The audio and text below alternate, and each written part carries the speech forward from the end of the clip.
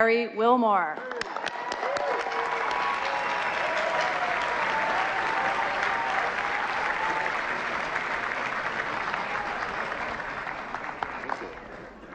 Thank you very much. Thank you. Thanks for keeping that applause going all the way, too. I appreciate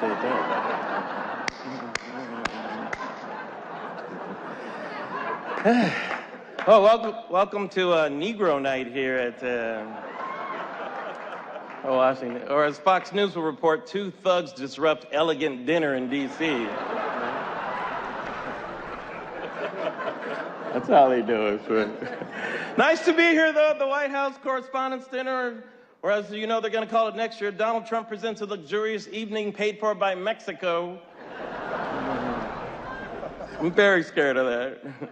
But thank you so much. It's an absolute honor to be here tonight. I want to thank the President, the First Lady, Carol Lee in the White House, Correspondents Association for hiring me, and Mitch McConnell for not blocking my nomination. Seriously, you got to give Mitch McConnell credit. At this point, he could block LeBron James. He's unbelievable. But to say a little bit about me, so I am a black man who replaced a white man who pretended to be a TV newscaster. So, yeah, in that way, Lester Holt and I have a lot in common. I know it's not too soon. And I have to admit, it's not easy to follow the president, man. You got some jokes, Mr. President. President's funny. Stay in your lane, man. It's not fair. You don't see me going around presidenting all the time, right? I don't go around passing health care and signing executive orders, pardoning turkeys, not closing Guantanamo. Oh, wait, maybe I did do that. Oh, But I have to say, it's great. It looks like you're really enjoying your last year of the presidency. Saw you hanging out with NBA players like Steph Curry, Golden State Warriors. That was cool. That was cool, yeah. You know, it kind of makes sense, too, because both of you like raining down bombs on people from long distances, right? Sure. What? Am I wrong? What? Speaking of drones, how is Wolf Blitzer still on television? Ask a follow-up question. Good. Hey, Wolf, I'm ready to project tonight's winner. Anyone that isn't watching the Situation Room. Oh, no, all right, fine. I like Wolf. Fine. Vice President Joe Biden is here. Nice to see you, Vice President. That's great. I heard Joe's retiring, moving back to Delaware, which is good. He won't have to answer any more difficult questions like, hey, don't I know you from somewhere? But I have to say about the First Lady, it's so nice to have dinner with you. She's the epitome of grace, class, and poise, isn't she? She really is, yeah. Not to be confused with future first gentleman Bill Clinton, whose 3 favorite strippers are named Grace, Class, and Poise. Yeah, don't make that mistake. Don't make that mistake. It's the Late Show, Mr. President. I can do these jokes. So. And let me just say, Mr. President, the office has taken its toll on you. You look terrible, Mr. President. No, you do, man. I mean, look at you. Your hair is so white, it tried to punch me at a Trump rally.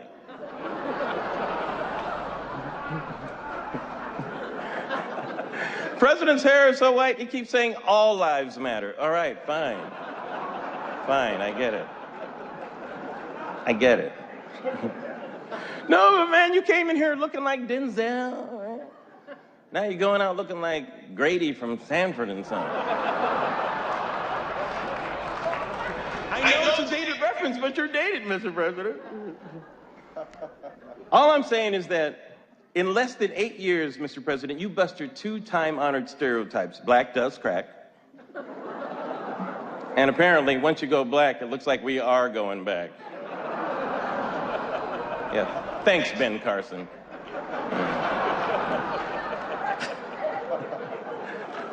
I got to be careful picking on you, though, Mr. President. You know, a couple of years ago during this dinner, you were like killing Osama bin Laden. Remember that? Who are you killing tonight? Can't be print journalism. That industry's been dead for a while now, right? Sorry. I'm just kidding. Shout out to the print media. No, really, you have to shout. They're like all over 70 now. You have to. So the follow-up was nice, wasn't it? Yeah. Oh, by the way, guys, Black Lives Matter is here tonight. I'm just kidding. Relax, white people. They're not here. It's just a joke. Just relax. Just relax. But I am impressed with the people in this room. There are so many rich, powerful people in this room. You know, it's nice to finally match the names to the faces in the Panama Papers. It's very nice, right? You know what I'm saying? It's nice to see them go together. Will Smith is here from the upcoming movie Suicide Squad. Yeah. Big Wilmore. By the way, not to be confused with the new Jeb Bush documentary, Suicide Watch. Yeah. Groans are good. Groans are good. Anthony Anderson is here from the hit show Blackish. Blackish, yeah. Which was also my nickname in high school, unfortunately. That's what they called you in Kenya, too, didn't they, Mr. President? And C-SPAN, of course, is carrying tonight's dinner live. Yeah. Which is ironic because most of the viewers aren't. It's true, guys. C-SPAN is the #1 network among people who died watching TV, and no one's found them yet.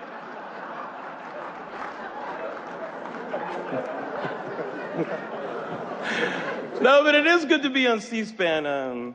Glad I'm not on your rival network, No Input, HDMI 1.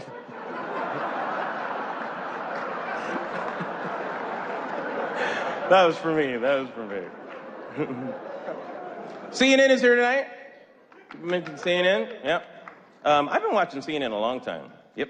Used to watch it back when it was a news network. I did. Was it all CNN here tonight? I don't know about you guys, but I can't get enough of that CNN countdown clock.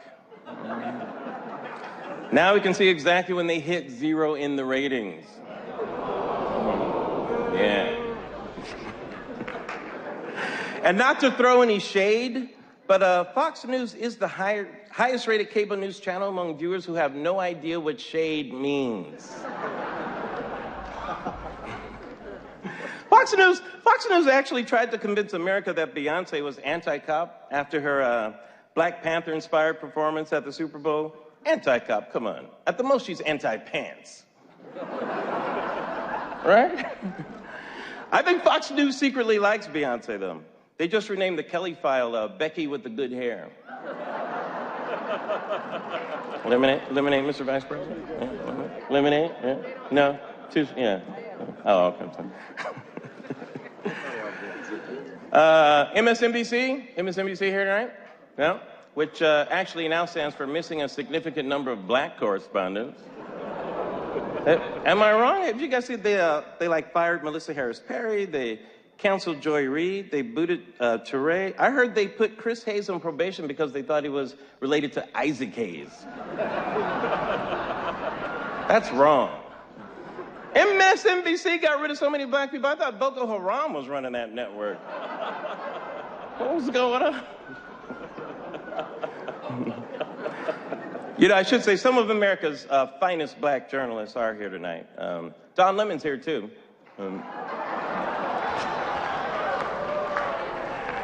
Hey, Don, how's it going? Alleged journalist Don Lemon, everybody.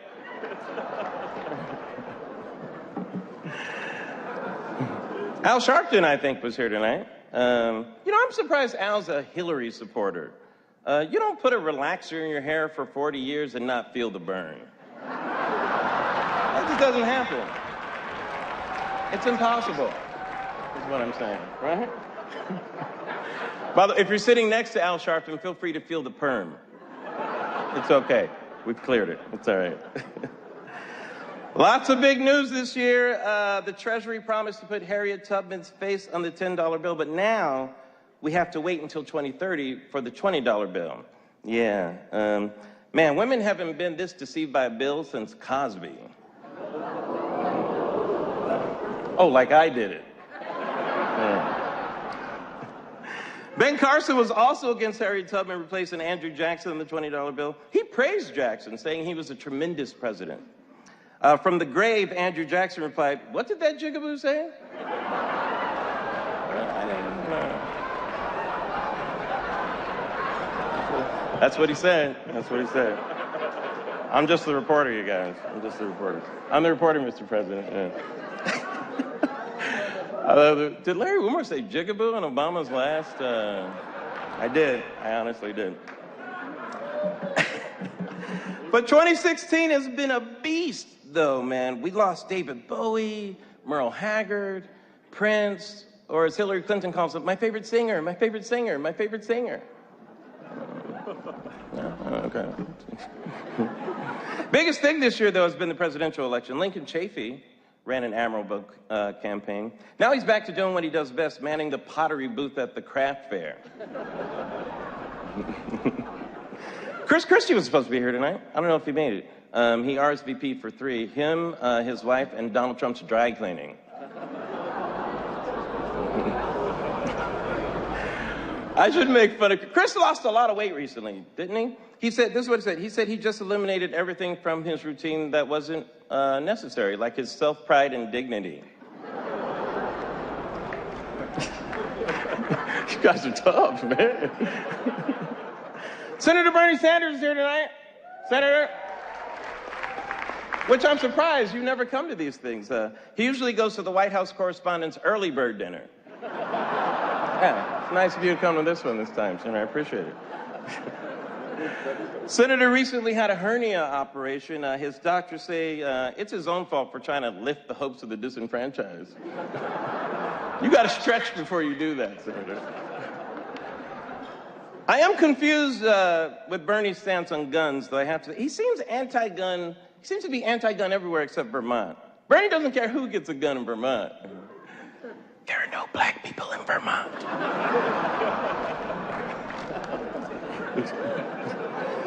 I have to give you credit, though, Bernie. You are trying hard to get the black vote. I think it's great.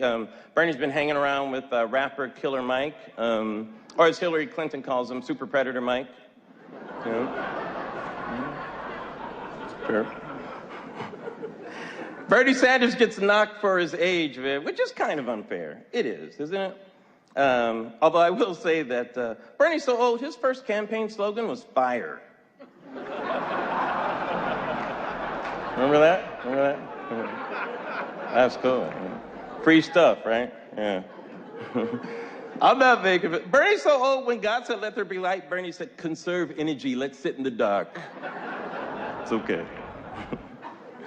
But man, you have to admit, it is a really tough race between Senator Bernie Sanders and Democrat nominee Hillary Clinton. Hillary Clinton was flustered when a Black Lives Matter protester challenged her. Man, whew, I haven't seen a white lady that upset over being blindsided by a black person since Kelly Ripa. Yeah, right? Exactly. Hillary's had some awkward interactions with Black Lives Matter. She has, man. You know it's bad when her immediate response is, can't we talk about Benghazi? Please? And Bernie got in trouble. Remember, Bernie, you got in trouble for saying Hillary was unqualified? That's right. Hillary, she is extremely qualified. In fact, when you factor in all of her policy flip-flops, she is at least several of the most qualified candidates ever to run for president. No, I'm not wrong. Donald Trump said that if Hillary Clinton were a man, he didn't think she'd get 5% of the vote. Okay, all right. First of all, if Hillary Clinton were suddenly a man, her biggest problem would be finding a bathroom she'd be allowed to use in North Carolina. Right? That'd be her biggest problem. Donald Trump says he's going to try and be more presidential. It's true. He's serious about it, too.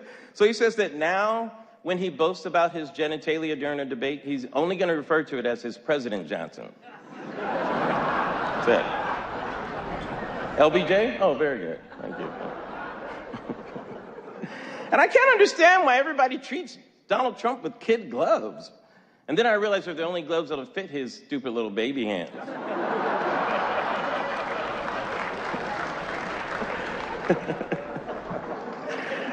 Oh, man. But actually, frankly, Donald Trump, his campaign is inspiring.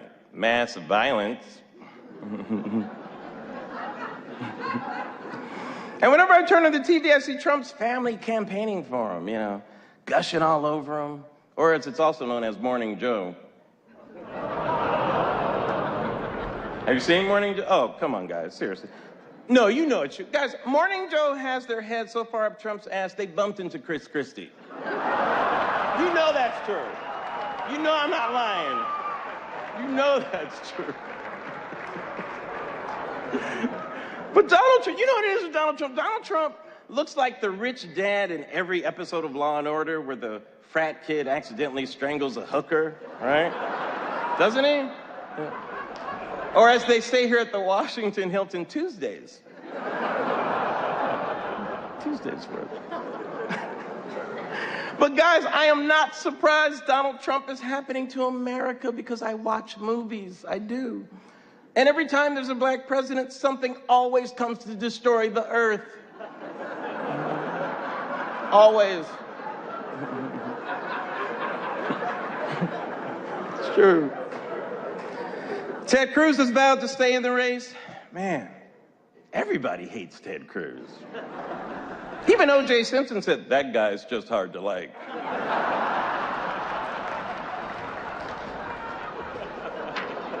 Creepy. This is true. This is true. You know, there's a joke going around the internet that Ted Cruz is actually the Zodiac killer. Right? I'm not making that up, you know. Come on, that's absurd. You know, some people actually liked the Zodiac killer. Recently, Ted Cruz got a string of wins and endorsements, and then everybody remembered who Ted Cruz is, the Zodiac killer. Ted Cruz got 0 delegates in New York, which is actually 5 more than I thought he would get for the Zodiac killer.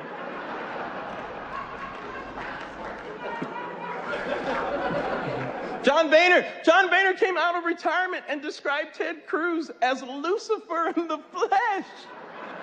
Lucifer. I mean, that is not fair, man. Lucifer is horrible, but he's not the Zodiac killer.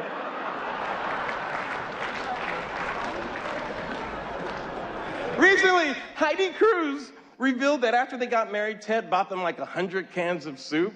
Not making yourself look less like the Zodiac killer, Ted Cruz. Not doing it. I don't even think Ted Cruz wants to be president. I think he's just crisscrossing the country Zodiac killing. That's my theory on it. All right, that's enough on it. Ted Cruz actually announced Carly Fiorina as his VP pick. And he's not even the nominee yet. You've seen this, right? Who does that? Except the Zodiac killer.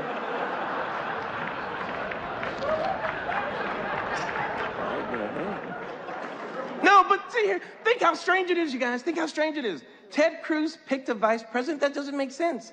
Because serial killers always work alone. All right, starting to make sense now. And I don't know if you thought about this, but if Carly Fiorina were vice president, she would only be a heartbeat away from being Zodiac killed. It's very important information. People should know. But right now, it's all about you, Mr. President. You've got 7 months left, and we should enjoy every moment of it. That's right, soak it in, people. I don't know when we're getting a black president again. I mean, they're not even going to let Morgan Freeman be president in movies anymore for a while. Right? The president and first lady will return to private life. That's going to be different for you guys. Nobody to wash your dishes or, you know, change the bed linen, sweep the floors. You're going to miss Joe Biden.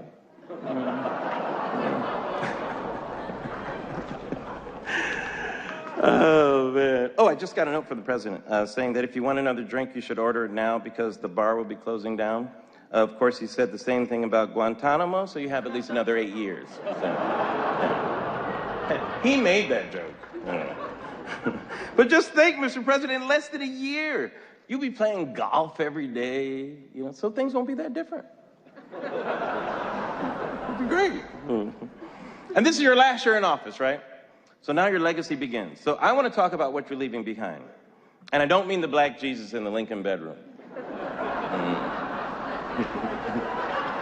No, I'm just saying, make sure you take all of your culturally specific items with you so you can get your security deposit back, Mr. President.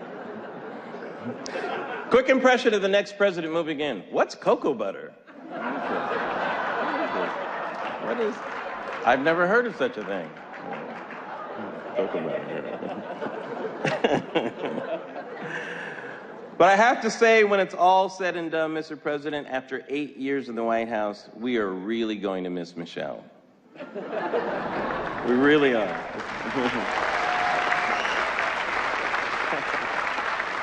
Thank you for being a good sport, Mr. President, but all jokes aside, let me just say how much it means for me to be here tonight. I've always joked that I voted for the president because he's black. And people say, well, do you agree with his policies? And I've always said, I agree with the policy that he's black. I say, as long as he keeps being black, I'm good. People say, what about Iraq? Is he still black? But behind that joke is a humble appreciation for the historical implications for what your presidency means. When I was a kid, I lived in a country where people couldn't accept a black quarterback. Now think about that. A black man was thought by his mere color not good enough to lead a football team. And now, to live in your time, Mr. President, when a black man can lead the entire free world.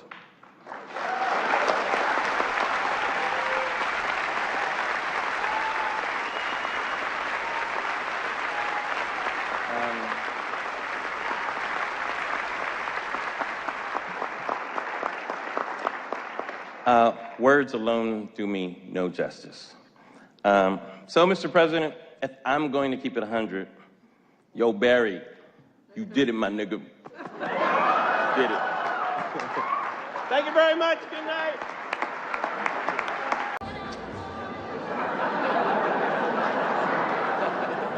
You can't say it, but you know it's true. Good evening, everybody. It is an honor to be here at my last, and perhaps the last, White House Correspondents' Day.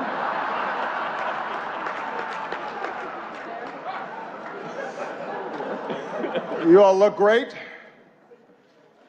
The end of the Republic has never looked better.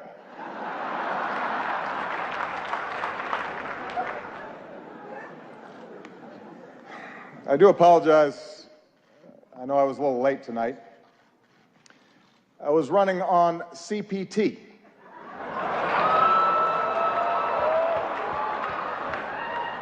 Which stands for jokes that white people should not make.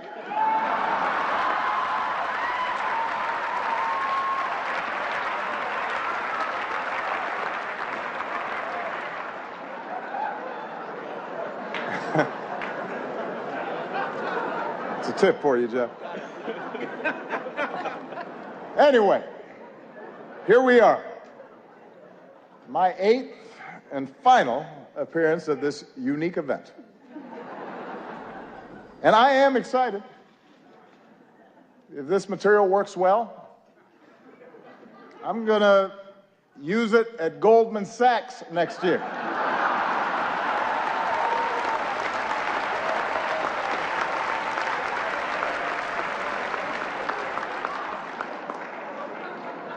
Earn me some serious Tubmans. That's right. That's right.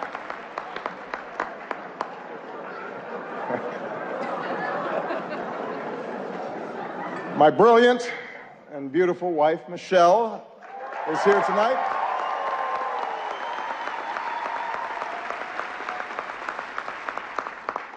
She looks so happy to be here. That's called practice. It's like learning to do 3-minute planks. She makes it look easy now, but next year at this time, someone else will be standing here in this very spot, and it's anyone's guess who she will be. But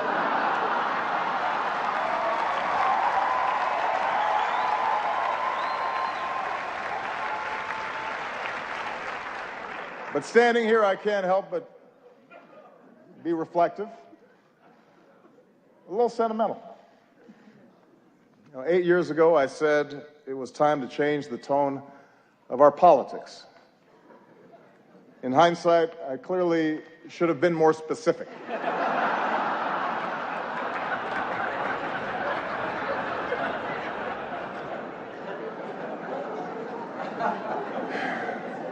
Eight years ago, I was a young man, full of idealism and vigor.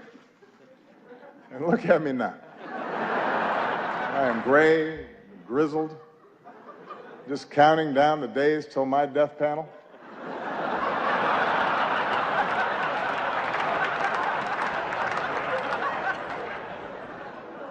Hillary once questioned whether I'd be ready for a 3 a.m. phone call. Now I'm awake anyway because I got to go to the bathroom. I'm up.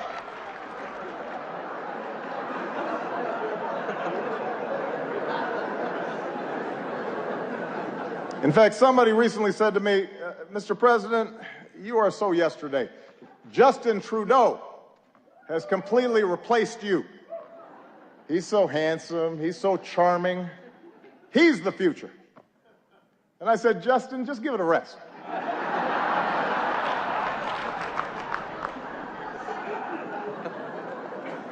I resented that. Meanwhile, Michelle has not aged a day.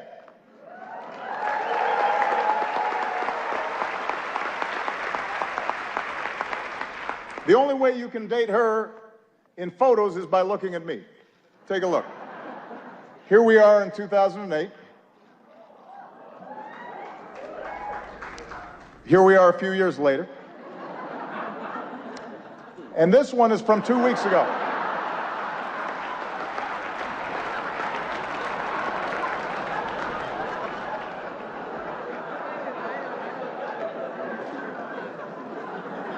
So time passes.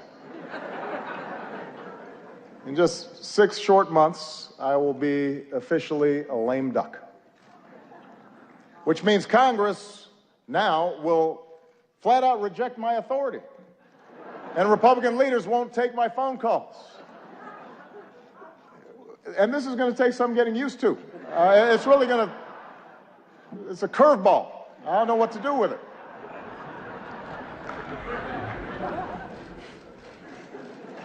Of course, in fact, 4 months now, congressional Republicans have been saying there are things I cannot do in my final year. Unfortunately, this dinner was not one of them. But on everything else, it's another story. And you know who you are, Republicans. In fact, I think we've got Republican Senators Tim Scott and Cory Gardner. They're in the House, which reminds me, security, bar the doors. Judge Merrick Garland, come on out. We're going to do this right here, right now.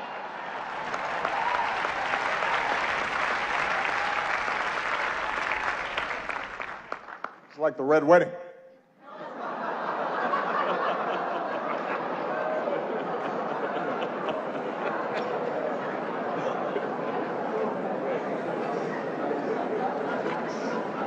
But it's not just Congress. Even some foreign leaders, they've been looking ahead, anticipating my departure.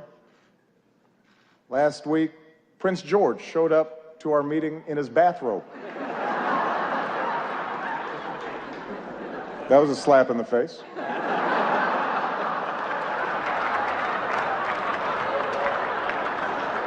A clear breach of protocol. Although while in England, I did have lunch with Her Majesty the Queen, took in a performance of Shakespeare, hit the links with David Cameron, just in case anybody is still debating whether I'm black enough. I think that settles the debate.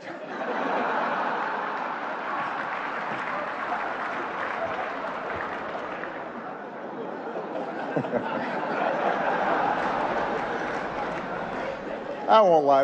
Look, this is a tough transition. It's hard. Key staff are now starting to leave the White House. Even reporters have left me. Savannah Guthrie, she's left the White House press corps to host the Today Show. Norah O'Donnell left the briefing room to host CBS This Morning.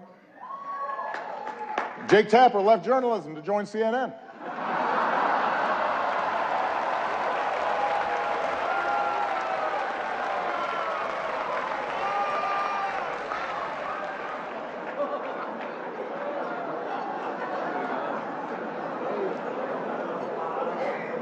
But the prospect of leaving the White House is a mixed bag.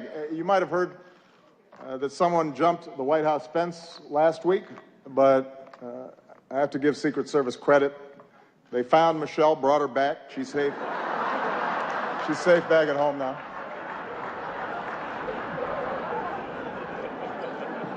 It's only 9 more months, baby. Settle down.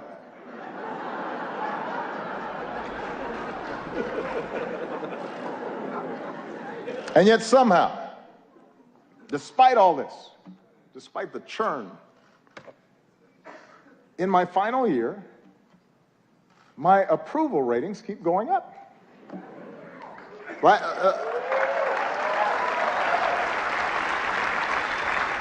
The last time I was this high, I was trying to decide on my major.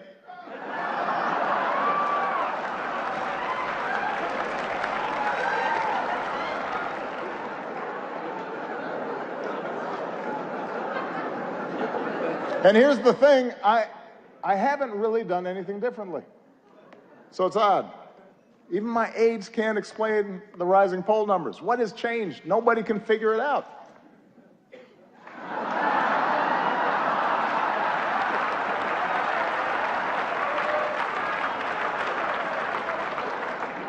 Puzzling. Anyway, in this last year, I do have more appreciation for those who've been with me on this amazing ride. Like one of our finest public servants, Joe Biden. God bless him. Love that guy. I love Joe Biden. I really do.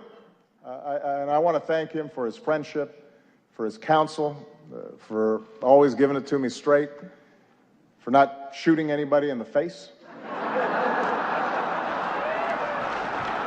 Thank you, Joe.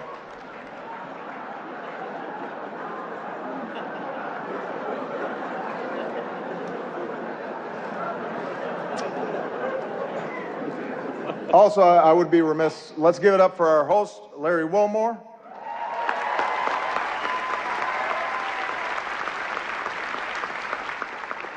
Also known as one of the 2 black guys who's not Jon Stewart. You're the South African guy, right? Okay. I love Larry. And his parents are here, who are from Evanston, which is a great town. I also would like to acknowledge some of the award-winning reporters that we have with us here tonight. Rachel McAdams, Mark Ruffalo, Leah Schreiber. Thank you all for everything that you've done. I'm just joking. As you know, Spotlight is a film, a movie, about investigative journalists with the resources and the autonomy to chase down the truth and hold the powerful accountable. Best fantasy film since Star Wars. Look, that was maybe a cheap shot. I understand the news business is tough these days. It keeps changing all the time. Every year at this dinner, somebody makes a joke about BuzzFeed, for example, changing the media landscape. And every year the Washington Post laughs a little bit less hard.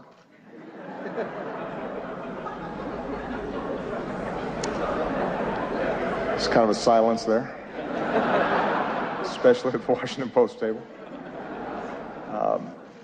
GOP Chairman Reince Priebus is here as well. Glad to see that you feel that you've earned a night off. Congratulations on all your success. The Republican Party, the nomination process, It's all going great. Keep it up.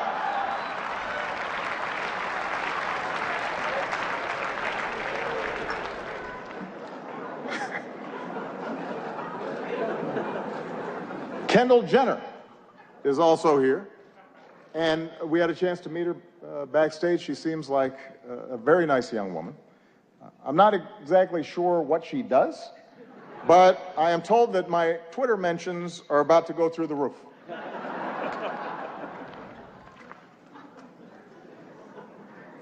Helen Mirren is here tonight.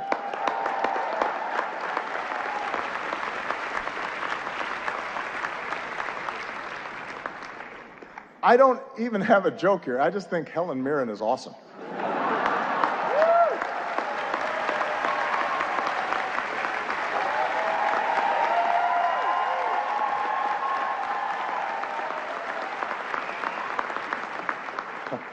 She's awesome. Sitting at the same table, I see Mike Bloomberg.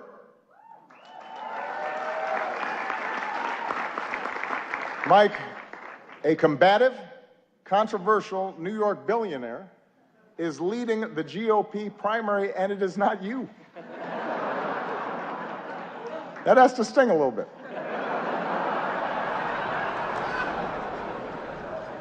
Although it's not an entirely fair comparison between you and the Donald. After all, Mike was a big city mayor.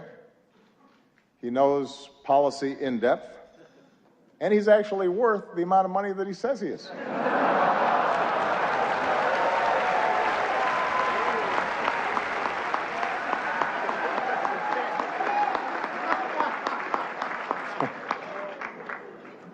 What an election season. For example, we've got the bright new face of the Democratic Party here tonight, Mr. Bernie Sanders.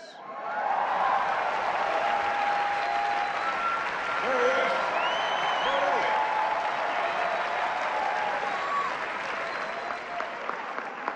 is. Bernie, you look like $1 million. Or to put it in terms you'll understand, you look like 37,000 donations of $27 each.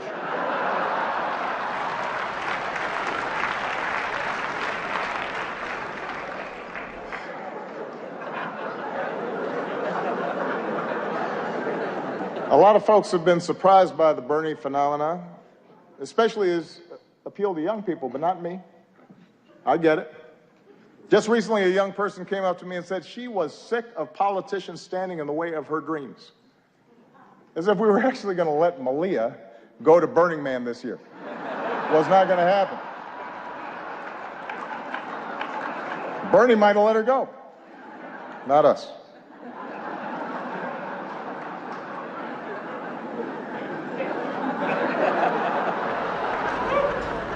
I am hurt, though, Bernie, that you've been distancing yourself a little from me. I mean, that's just not something that you do to your comrade.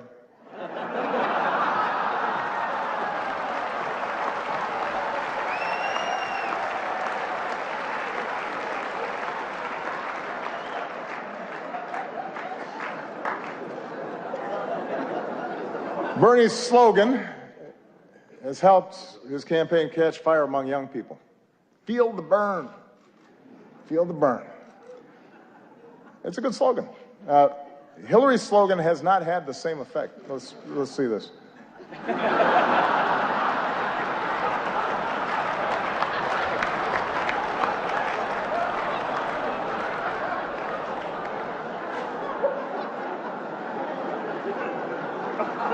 Look, I've said how much I admire Hillary's toughness, her smarts, her policy chops, her experience. You've got to admit it, though. Hillary trying to appeal to young voters is a little bit like your relative who just signed up for Facebook. Yeah? Dear America, did you get my poke? Is it appearing on your wall? I'm not sure I'm using this right. Love, Aunt Hillary.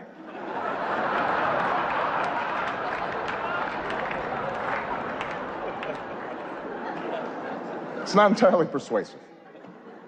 Meanwhile, on the Republican side, things are a little more, how shall we say this, a little more loose. Just look at the confusion over the invitations to tonight's dinner. Guests were asked to check whether they wanted steak or fish, but instead, a whole bunch of you wrote in Paul Ryan.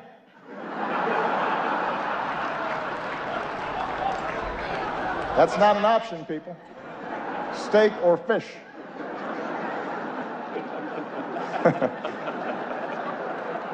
You may not like steak or fish, but that's your choice.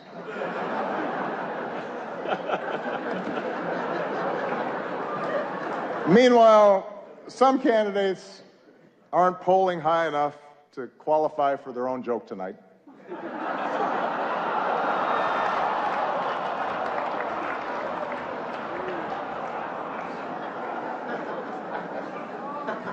The rules were well established ahead of time. And then there's Ted Cruz. Ted had a tough week.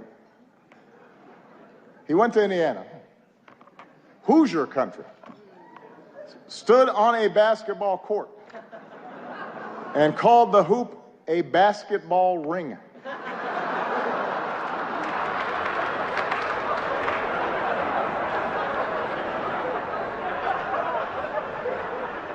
What else is in his lexicon?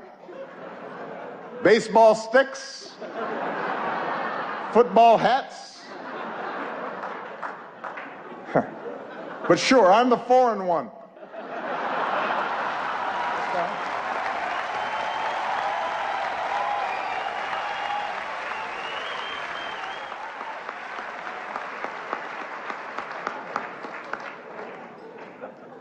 Well, let me conclude tonight on a more serious note. I want to thank the Washington Press Corps. I want to thank Carol for all that you do. You know, the free press is central to our democracy, and nah, I'm just kidding. You know I've got to talk about Trump. Come on.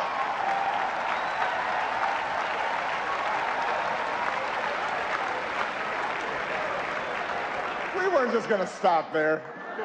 Come on.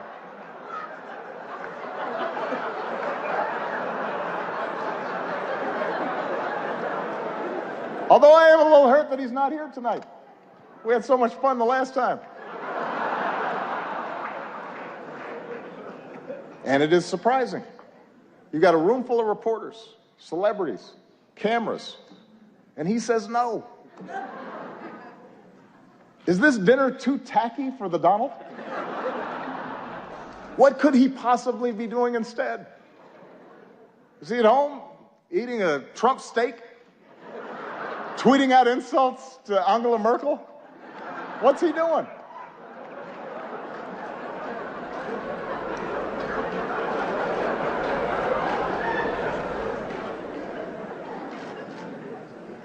The Republican establishment is incredulous that he's their most likely nominee. Incredulous, shocking. They say Donald lacks the foreign policy experience to be president. But in fairness, he has spent years meeting with leaders from around the world.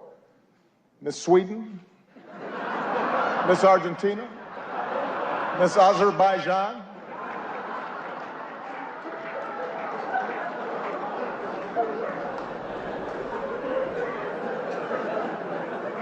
And there's one area where Donald's experience could be invaluable, and that's closing Guantanamo. Because Trump knows a thing or two about running waterfront properties into the ground.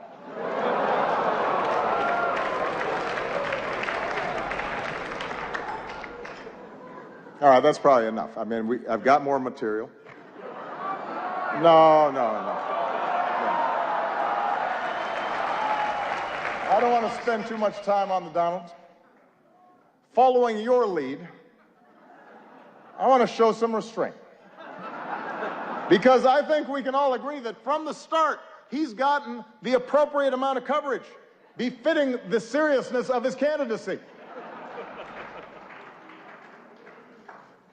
I hope you all are proud of yourselves.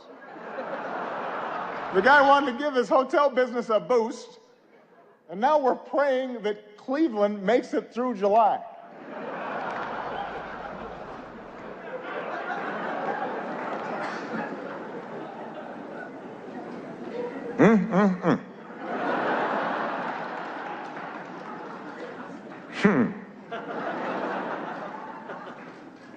As for me and Michelle, we've decided to stay in D.C. for a couple more years.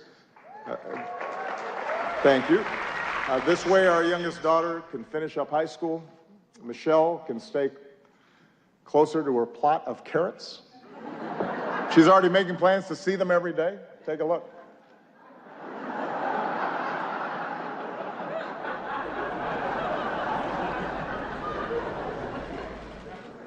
But our decision has actually presented a bit of a dilemma because traditionally presidents don't stick around after they're done. And it's something that I've been brooding about a little bit. Take a look. The Obamas are staying in D.C. for 2 years after the president leaves office. He's about to go from commander-in-chief to couch commander. You, Chuck Todd. What am I going to do in D.C. for 2 years? You've got a real dilemma, Mr. President. I can't golf every day, can I? Which you like better, these or these? Joe, they're the same. They capture different moods. Joe, I need some focus here. Comes in there during aviator time, thinks everything... I'm sorry, what's that? I said, Mr. President, you had to be practical. And look, you can drive again, you're going to need a license. You love sports. Why don't you volunteer to work for one of the teams around here? Is this the Washington Wizards? I understand you're looking for some coaching help. Let's just say I coached my daughter's team a few times. Hello? Hello?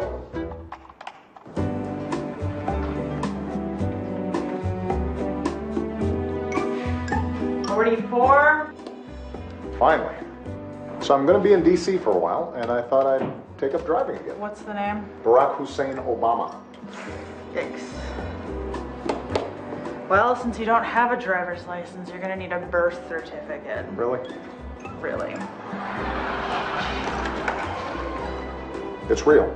Is it? It's real. But is it? Oh, Michelle left her phone. Let's see here. Huh.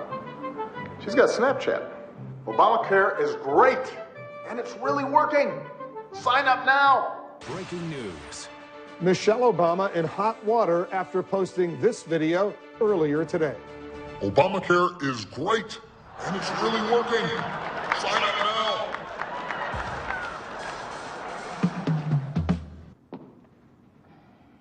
No? No. Did it get a lot of views at least? Honey, enough. Why don't you just talk to somebody who's been through this? I gotta go to Soul Cycle. She's right. I know who I need to talk to. Hey, it's Barack. Listen, can we get together? Now that is a great move. Yeah, it's just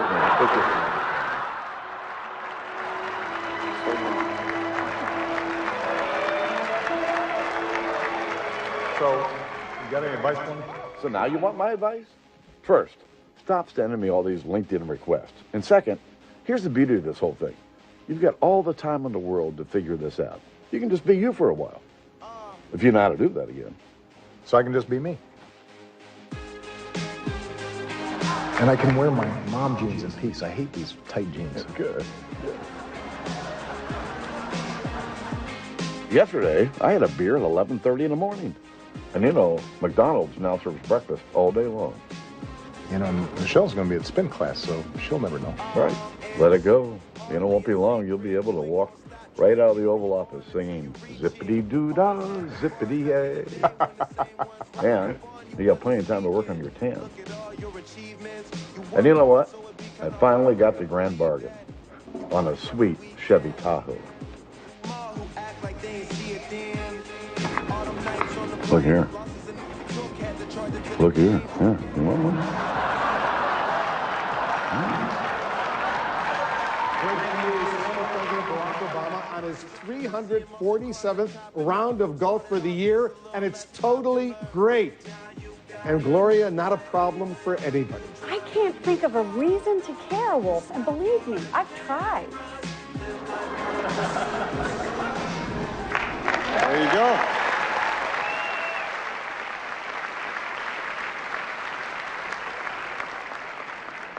I am still waiting for all of you to respond to my invitation to connect to LinkedIn. But I know you have jobs to do, which is what really brings us here tonight. I know that there are times that we've had differences, and that's inherent in our institutional roles. It's true of every president and his press corps. But we've always shared the same goal, to root our public discourse in the truth, to open the doors of this democracy, to do whatever we can to make our country and our world more free and more just. And I've always appreciated the role that you have all played as equal partners in reaching these goals. Our free press is why we once again recognize the real journalists who uncover the horrifying scandal and brought some measure of justice for thousands of victims throughout the world. They are here with us tonight. Sasha Pfeiffer, Mike Resendez, Walter Robinson, Matt Carroll, and Bed Brandley Jr. Please give them a big round of applause.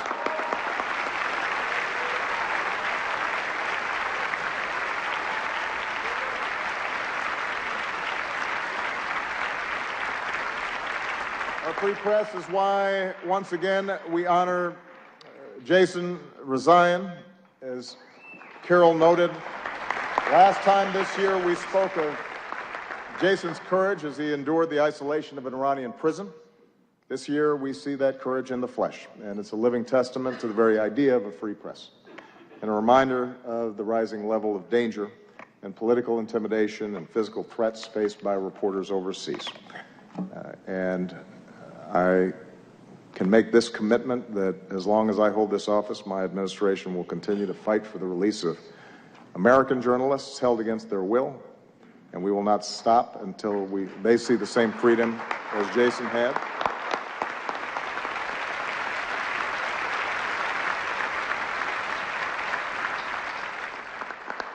At home and abroad, journalists, like all of you, engage in the dogged pursuit of informing citizens and holding leaders accountable and making our government of the people possible. And it's an enormous responsibility. And I realize it's an enormous challenge at a time when the economics of the business sometimes incentivize speed over depth, and when controversy and conflict are what most immediately attract readers and viewers.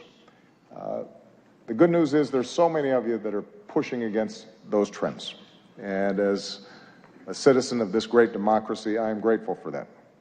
For this is also a time around the world when some of the fundamental ideals of liberal democracies are under attack, and when notions of objectivity and of a free press and of facts and of evidence are trying to be undermined, or in some cases ignored entirely. And in such a climate, it's not enough just to give people a megaphone. And that's why your power and your responsibility to dig and to question and to counter distortions and untruths is more important than ever. Taking a stand on behalf of what is true does not require you shedding your objectivity. In fact, it is the essence of good journalism. It affirms the idea that the only way we can build consensus, the only way that we can move forward as a country, the only way we can help the world mend itself is by agreeing on a baseline of facts when it comes to the challenges that confront us all. So this night is a testament to all of you who've devoted your lives to that idea, who push to shine a light on the truth every single day.